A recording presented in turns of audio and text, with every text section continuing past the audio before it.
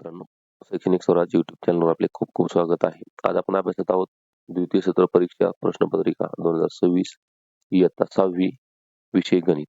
मित्रांनो, तुम्ही नवीन असाल तर चॅनलला सबस्क्राईब करा व बेल आयकॉनला प्रेस करा. चला तर मग सुरुवात करूया.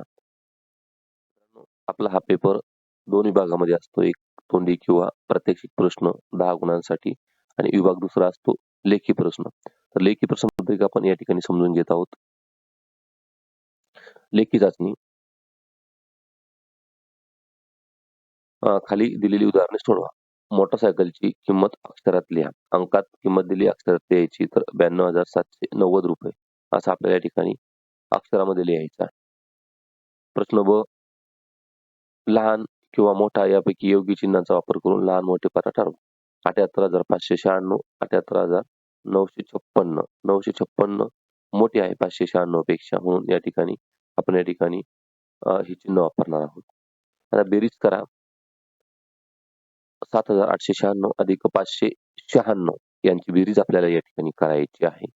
उभी मांडणी आपण या ठिकाणी लिहून घेणार आहोत. सर्वात प्रथम 7,896 अधिक 597 यांची बेरीज, उत्तर येतं आपल्याला 8,493 रुपये. आता वजाबाकी करायची आहे. 6,324 वजा 987. उभी मांडणी लिहूया.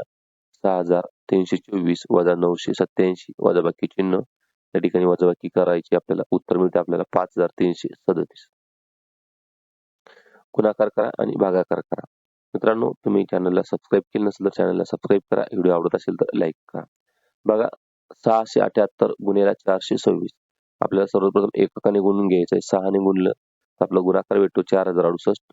त्यानंतर दशकाने म्हणजे 20 ने गुणायचं आहे. 0 ठेवला आणि 2 ने गुणलं तर उत्तर भेटतं 13,560. आता शतकाने म्हणजे 400 ने गुणायचं आहे. अशा पद्धतीने 2 शून्य दिले आणि 4 ने गुणलं तर 2,712 उत्तर भेटतं. आता या सर्वांची एकत्रित आपल्याला बेरीज करायची आहे. बेरीज भेटते मित्रांनो आपल्याला या ठिकाणी 2,88,828 हा गुणाकार आहे. आता भागाकार करा. भागाकार या ठिकाणी उभ्या मांडणीमध्ये अशा पद्धतीने आपल्याला करावा लागतो. बघा, 1,536 भागिले 32 उत्तर केल्यास आपल्याला अशा पद्धतीने 48 भागाकार भेटतो आणि बाकी शून्य मिळते. कोणत्याही दोन योग्य गणितीय क्रिया करून समानता ठरवा. मित्रांनो, तुम्ही अद्याप चॅनलला सबस्क्राईब केलं नसेल चॅनलला सबस्क्राईब करा.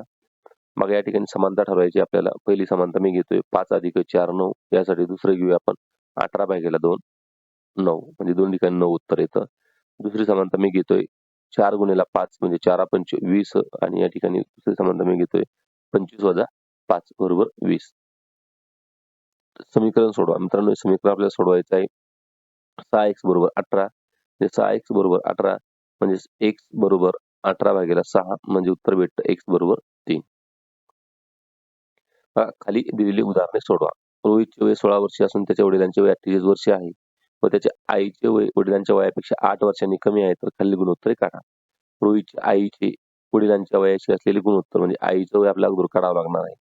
तर बघा, वडिलांचे वय 48 वर्षे म्हणून आईचं वय काय येणार आहे 48 वजा 8, कारण 8 वर्षांनी कमी आहे म्हणून आईचं वय 40 वर्षे. आता गुणोत्तर आईचे वय आणि वडिलांचे वय. आईचे वय 40 वर्ष, वडिलांचे वय 48 वर्ष. याला पण संक्षिप्त रूप दिलं तर 8 पंच 40, 8 सकम 48 म्हणजे 8 ने आपण संक्षिप्त रूप 5 8. तर रोहितचे वयाचे त्याच्या आईच्या वयाशी असलेले गुणोत्तर. रोहितचे वय 16 वर्ष, आईचे वय 40 वर्ष म्हणजे रोहितचे वय 16 16 40 याला लघुरूप दिलं आपण तर 8 दुणे 16, 8 पंचे 40, 2 5 या पद्धतीने. बघा, यावरील अपूर्णांकाचे शेकडोळीत रूपांतर करा. सोपा प्रश्न आहे.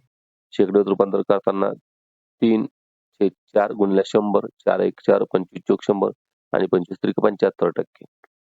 शेकडेवारीचे अतिसंक्षिप्त रूपात रूपांतर करा. बघा, टक्के म्हणजे छेदात 100 म्हणजे 70/100 म्हणजे 0 0 कटला म्हणजे 7/10 असं अतिसंक्षिप्त रूप आपण या ठिकाणी केलेलं आहे.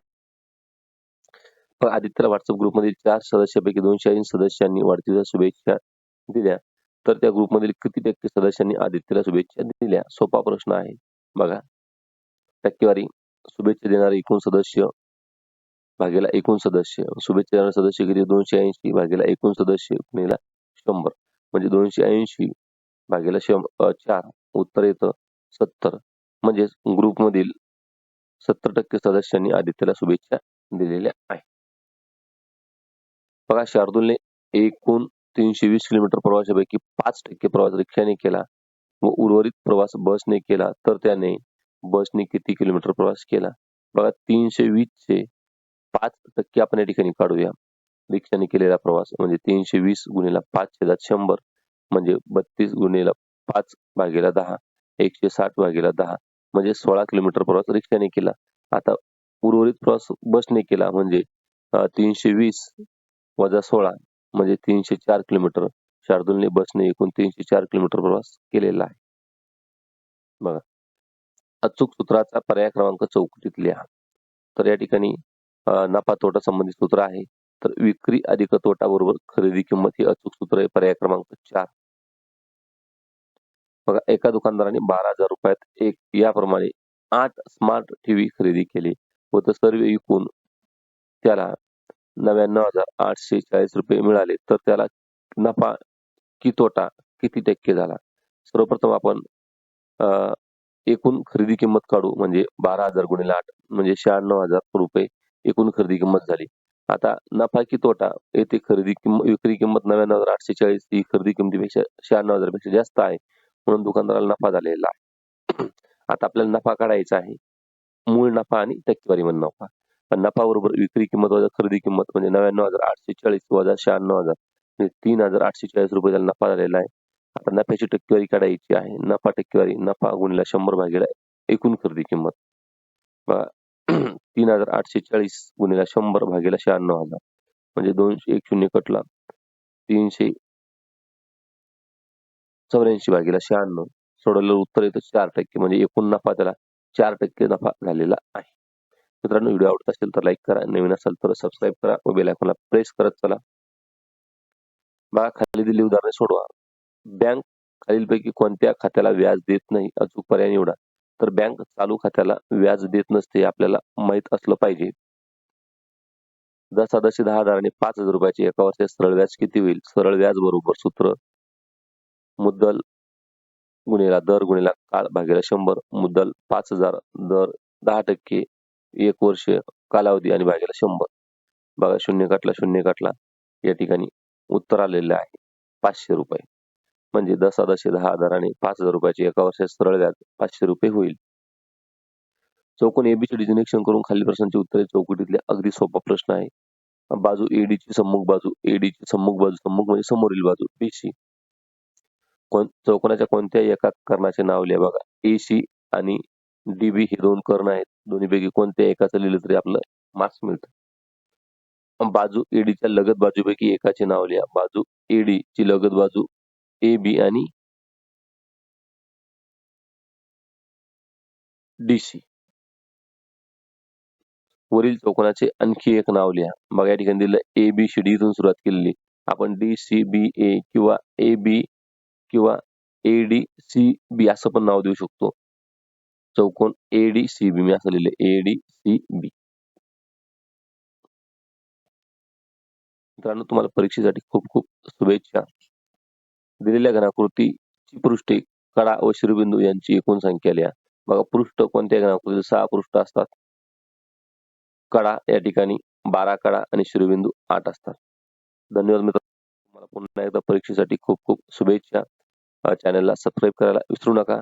थँक्यू.